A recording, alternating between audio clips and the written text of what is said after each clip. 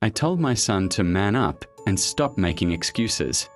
I didn't realize I was shouting at a drowning man until I found his bed empty and the silence in his room became permanent. My son, Leo, was 23. To the outside world, and frankly, to me at the time, he looked like a failure. I'm a simple guy. I grew up in a time when sweat equity meant something. I bought my first house at 24 working at a local manufacturing plant. I drove a beat-up truck, fixed it myself, and never complained. That was the American way. You work hard, you get the white picket fence. Simple math. So, when I looked at Leo, I didn't see a struggle. I saw laziness. He had a college degree that was gathering dust. He spent his days glued to his phone, delivering food for one of those gig economy apps, and sleeping until noon. He lived in my basement, wore the same oversized hoodie every day, and had a look in his eyes that I interpreted as boredom. I was constantly on his case. The world doesn't owe you a living, Leo, I'd say, slamming my coffee mug down. Get a real job. Build some character. The Tuesday that changed my life started like any other. I came home from a shop, grease on my hands, feeling the good ache of a hard day's work. Leo was in the kitchen, staring at a bowl of cereal. It was 6 p.m. You just waking up? I asked, the irritation rising in my chest like bile. No, Dad, he said softly. Just got back. Did a few deliveries. Deliveries? I scoffed. That's not a career, Leo. That's a hobby. When I was your age, I had a mortgage and a baby on the way. You can't even pay for your own gas. He put the spoon down. He looked pale, thinner than I remembered. The market is tough right now, Dad. Nobody is hiring entry-level without 3 years of experience. And the rent? A studio is $2,000 a month. I can't make the math work. The math works if you work, I snapped. Stop blaming the economy. Stop blaming the system. It's about grit. You think it was easy for me in the 90s? We didn't have safe spaces. We just got it done. Leo looked up at me. His eyes were heavy. Not sleepy, heavy. Like they were holding up the ceiling. I'm trying, Dad. I really am. But I'm just so tired. I rolled my eyes. I actually rolled my eyes. Tired. From what? Sitting in a car? Playing on your phone? I've been on my feet for 10 hours. I am tired. You're just unmotivated. You have everything handed to you. Electricity, food, a roof, and you act like you're carrying the weight of the world. The kitchen went quiet. The refrigerator hummed. The news played softly in the background, talking about inflation rates, but I wasn't listening. I was waiting for him to argue, to fight back, to show some spark. Instead, he just nodded. You're right, he whispered. I'm sorry I'm not who you were at my age. I'm sorry the math doesn't work for me. He stood up, walked over to me, and did something he hadn't done since he was 10. He hugged me. It wasn't a strong hug. It was a lean, a collapse of weight against my shoulder.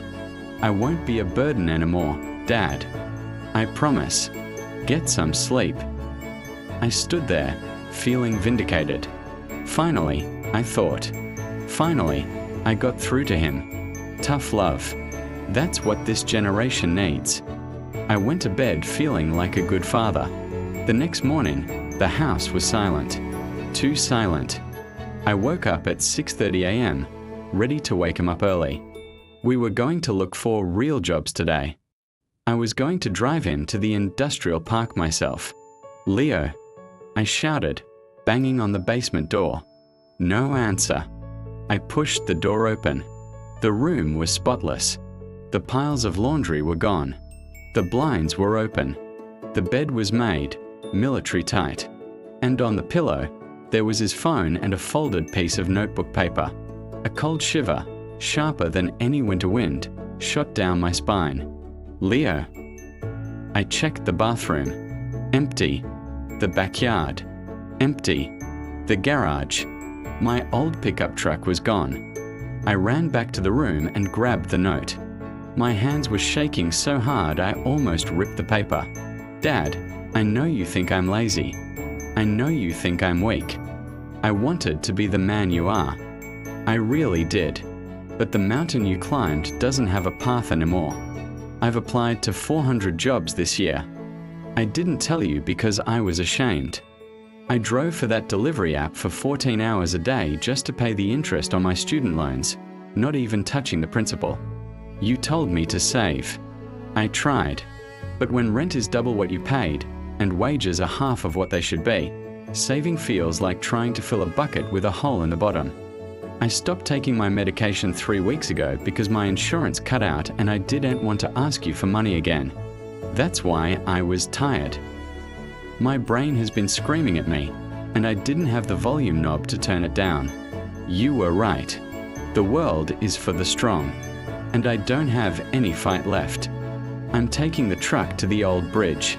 I'm sorry. You won't have to pay my bills anymore. Love, Leo. The scream that tore out of my throat didn't sound human.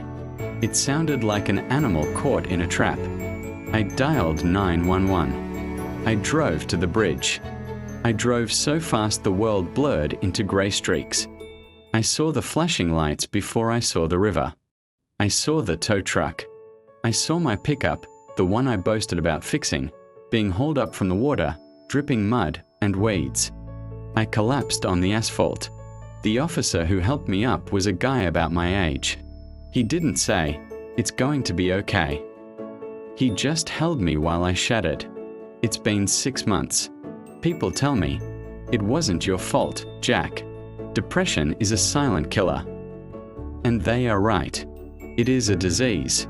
But I can't stop looking at the math. I looked at his phone records later. He wasn't lying. He had applied to hundreds of jobs. He was rejected by automated emails. He was working while I slept. He was fighting a war I refused to see because I was too busy looking at the past through rose-colored glasses.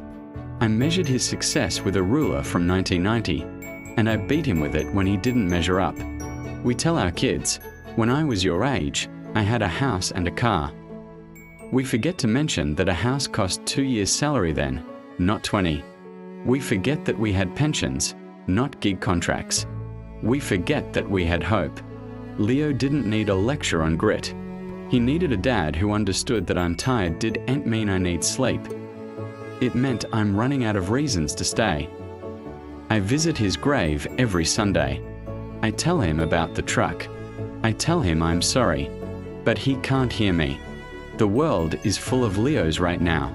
Young men and women who are working harder than we ever did, for half the reward, carrying the weight of a broken economy and a digital isolation we can't comprehend. If your child tells you they are tired, if they seem stuck, if they are struggling to launch in a world that has clipped their wings, please, put down your judgment. Throw away your back in my day stories. Don't tell them to man up. Tell them you are there. Tell them their worth isn't in their paycheck or their property. I would give everything I own, my house, my pension, my pride, just to see my son sleeping lazily on that couch one more time. A perfect dead son is a trophy of nothing but regret. Listen to the silence before it becomes eternal.